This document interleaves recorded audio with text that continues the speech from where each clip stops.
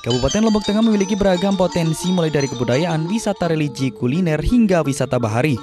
Terletak kurang lebih 32 km dari kota Mataram, ibu kota Provinsi Nusa Tenggara Barat. Lombok Tengah dengan ibu kota Praia memiliki luas wilayah sekitar 1.208 meter persegi dengan populasi lebih dari 860.000 jiwa. Pemerintah Lombok Tengah terus berupaya untuk memajukan diri agar dapat sejajar dengan kabupaten atau kota lain di Nusa Tenggara Barat dengan berbagai potensi yang dimiliki. Lombok Tengah juga terus menggali potensi dan kekayaan alam serta budaya yang dimiliki, mulai dari pertanian, kelautan, dan pariwisata.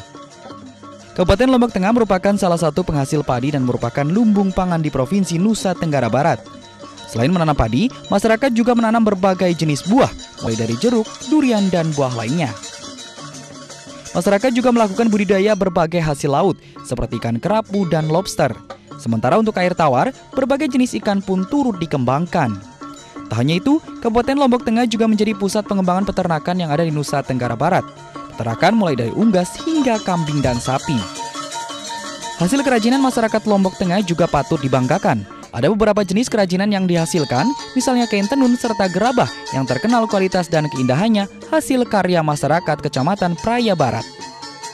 Sementara di bidang pariwisata, Lombok Tengah memiliki potensi yang luar biasa. Salah satunya adalah Kampung Adat Sade yang masih terpelihara hingga sekarang. Seluruh atap rumah Sade terbuat dari alang-alang. Selain rumah adat, Lombok Tengah juga memiliki pantai yang sangat indah, salah satunya di kawasan Selong Belanak. Air terjun Kelambu dan beberapa air terjun lainnya juga menjadi salah satu tempat wisata yang tak boleh ditinggalkan. Pemerintah Lombok Tengah juga sedang gencar melakukan promosi dan pengembangan wisata religi.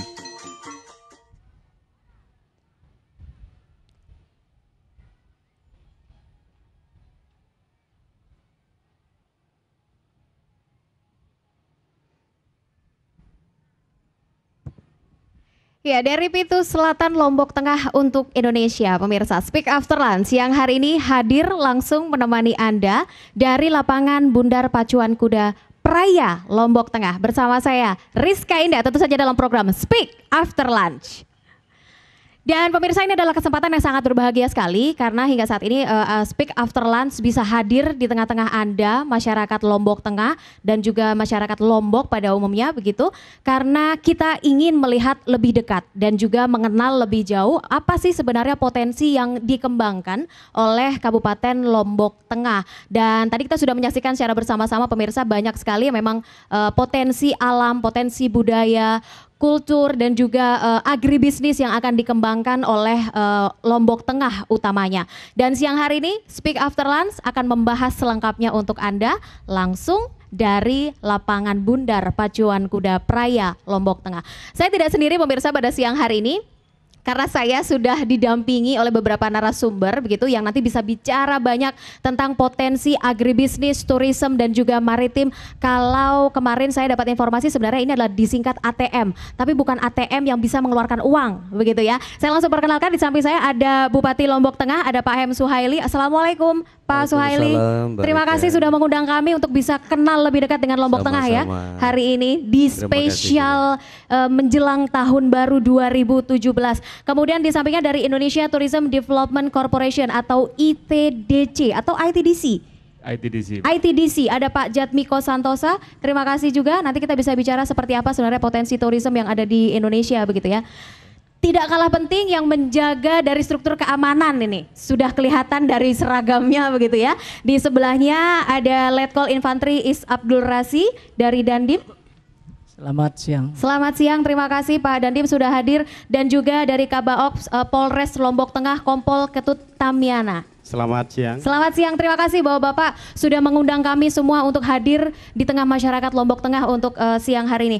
Pak Bupati, saya ke Anda terlebih dahulu. Tadi saya sudah menyampaikan kepada pemirsa dari pintu selatan Lombok Tengah untuk Indonesia. Kenapa dinamakan pintu selatan? Kita berada di pintu selatan saat ini. Baik, terima kasih Mbak Iska. Jadi pertama ingin saya sampaikan kondisi geografis Kabupaten Lombok Tengah. Kabupaten Lombok Tengah adalah salah satu kabupaten di antara 10 kabupaten kota yang ada di Nusa Tenggara Barat. Dan kebetulan kami di Pulau Lombok ini rata-rata kabupaten mendiami lereng Rinjani. Dan untuk khusus Lombok Tengah memang kami bagi menjadi 3 zone. 3 zona. Ya, 3 zona. Jadi ada zona utara, zona tengah dan zona selatan. Namun alhamdulillah wa syukurillah dari karunia Allah kepada kami masyarakat Lombok Tengah cukup lengkap, beragam dan cukup lengkap. Dan sebenarnya pintu Lombok Tengah ini ada 3 sebenarnya. Pintu Lombok utara, Tengah ada pintu 3. tengah dan pintu selatan. Oke, boleh dijelaskan Pak, pintu Ya. utara ini di sebelah mana, pintu selatannya di sebelah mana? Ya. Kalau pintu utara itu mulai dari wilayah Pemepek dan sekitarnya, Ya. ada 4 kecamatan ya, dan termasuk juga di timurnya, mulai di perbatasan dengan Lombok Timur. Ini kami istilahkan pintu utara. Oke. Sedangkan pintu tengahnya ini untuk ada wilayah Kabupaten Lombok Tengah ada 4 kecamatan juga, ada tengah barat dan tengah timur ya. Ya. Nah, sedangkan untuk selatan ini kenapa ini kebetulan potensinya sangat luar biasa. Potensinya besar Ya, di pintu potensinya selatan. sangat besar. Jadi ada kami silakan daerah segitiga emas itu adanya di wilayah selatan. Ya. Wow, daerah segitiga emas. Segitiga Apakah memang emas. banyak emasnya di sana, Pak? Ya, Banyak emasnya memang di sana dikatakan sebagai segitiga emas? ini daerahnya sangat potensial. Sangat potensial ya. Ya. Dan segitiga emas itu ada daerah yang kami harapkan bisa menjadi pemicu dan pemacu pertumbuhan ekonomi Oke. keluarga kami masyarakat Lombok Tengah, yaitu ada di pintu udara di selatan, Ya. yaitu adanya Bandara Internasional Lombok. Oh, jadi Bandara Internasional Ya, di Lombok Bandara itu Internasional Lombok. tepatnya ada di pintu selatan, Pintu selatan, gitu ya, ya. yang ada di Lombok Tengah. Kemudian ada kawasan ekonomi khusus pariwisata Mandalika yang dikelola oleh ITDC. Dan kemudian ada pelabuhan perikanan Nusantara Teluk Awang yang insya Allah dalam waktu dekat akan dijadikan pelabuhan perikanan samudra oleh Wah. pemerintah Indonesia. Oke. Dan ini yang kami katakan segitiga emas yang kami harapkan bisa menjadi pemicu dan pemacu pertumbuhan ekonomi dan bisa menjadi wahana kami masyarakat Lombok Tengah untuk ikhtiar mengentaskan kemiskinan dan meningkatkan kesejahteraan keluarga kami. Oke, Masyarakat Lombok dari segitiga emas tadi yang Pak Suhaili sampaikan begitu ya, sangat potensial dan tentu saja itu menjadi kebanggaan tersendiri bagi warga Lombok Tengah. Kira-kira Pak, potensi terbesar yang memang dimiliki oleh segitiga emas itu sendiri atau memang dari pintu selatan khususnya yang dari Lombok Tengah yang memang saat ini sedang giat-giatnya untuk dimajukan Pak? Secara umum kami dapat sampaikan bahwa sebenarnya potensi kami itu ada 3 sektor utama. Jadi sektor agribisnis, Oke. kemudian tourism atau pariwisata, dan yang ketiga adalah kelautan ataupun kami singkat marine ya. Marine, oke. Jadi Boleh yang kita kami bahas singkat satu-satu ya Pak ya? ATM. Gitu ya. ATM, itu tadi yang saya ATM, katakan ya. ATM yang tidak mengeluarkan uang, tapi mengeluarkan Tapi insya Allah potensi. ATM adalah wahana untuk mendapatkan uang. Wadah untuk mendapatkan Wadah uang. untuk uang. Boleh kita sampaikan satu persatu Pak, agribisnis, tourism dan juga marine gitu ya, atau Marine, maritim. Agribisnis apa yang ditonjolkan? Agribisnis kami Lombok Tengah penghasil padi terbesar juga di Nusa Tenggara Barat. Kami juga salah satu lumbung padi Nusa Tenggara Barat ya Oke. selama ini. Dan di samping itu potensi perkebunan juga. Kami penghasil tembakau, 2 kabupaten penghasil tembakau terbesar di Nusa Tenggara Barat, Iya. termasuk Lombok Tengah. Mhm. Yang berikutnya dari sektor perkebunan juga horti, buah-buahan dan sayur mayur. Kami juga sangat potensial di belahan utara, Oke. di Lelang Renjani. Jadi ada 2.200 hutan kemasyarakatan yang dikelola. Jadi masyarakat diberikan izin oleh pemerintah untuk menanam buah-buahan dan sayur mayur ya. Itu dikelola oleh mereka masyarakat, kelompok masyarakat. Dan banyak sekali perkebunan masyarakat yang dikelola secara profesional juga ya. Iya. Dan ini tentu untuk sektor agri. Di Oke. samping perikanan budidaya, alhamdulillah dari hanya 3 tahun, coba kami upayakan, kami pancing masyarakat, kami Ya. fasilitasi Ya. untuk berusaha meningkatkan budidaya ikan. Alhamdulillah kami Lombok Tengah sudah surplus dan bisa mensuplai kebutuhan ikan di daerah-daerah lain di sekitar. Oke, itu Nusa tadi Tenggara Barat agribisnis ini. dan marinnya Marine, gitu ya. ya. T-nya tourism. T-nya tourism. Ya. Seperti kita ketahui, jadi di antara 4 destinasi utama pariwisata di Nusa Tenggara Barat, Ya. 3 itu ada di Lombok Tengah. 3 di Lombok Tiganya ada Tengah. di Lombok Tengah. Ya, ya itu kalau kita berbicara tentang pariwisata laut saja.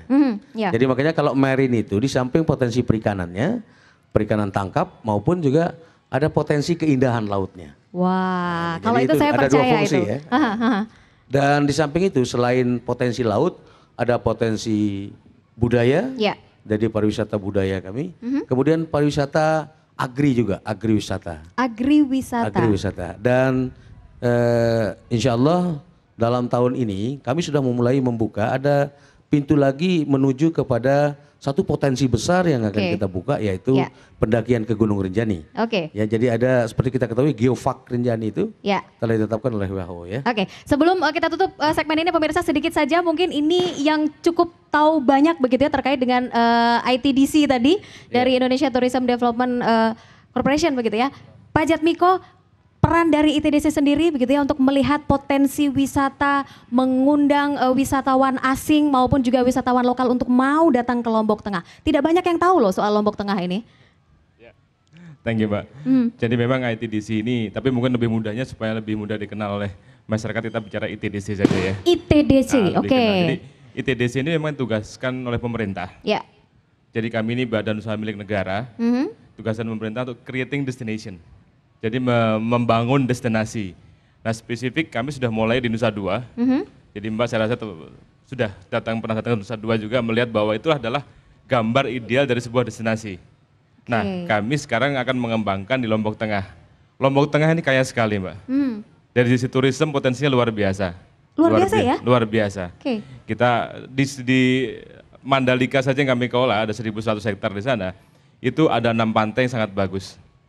Belum di sebelah-sebelahnya, sebelah kanannya masih ada Mawun, Selong Belanak, luar biasa Lombok Tengah ini. Jadi secara berjajar itu adalah pantai-pantai yang sangat indah ya? Betul. Aha. Dan ini tinggal kita bicara akomodasi maupun bicara fasilitas yang ada di sana. Oke, ya. Nah, targetnya tahun ini udah mulai konstruksi namanya Hotel Pullman, Club Med, dan juga Westin. Oke, baik. Gitu. Ya, nanti kita lanjutkan kembali begitu ya, oke. karena bagaimana caranya untuk membuat daya tarik Lombok Tengah ini supaya lebih dikenal oleh masyarakat. Lalu bagaimana kalau kita bicara dari sistem keamanannya nih, ini karena juga merupakan salah satu unsur yang sangat penting. Pemirsa, kita masih akan kembali ke hadapan Anda dalam program Speak After Lunch Spesial Sambut Tahun Baru. Sesaat lagi.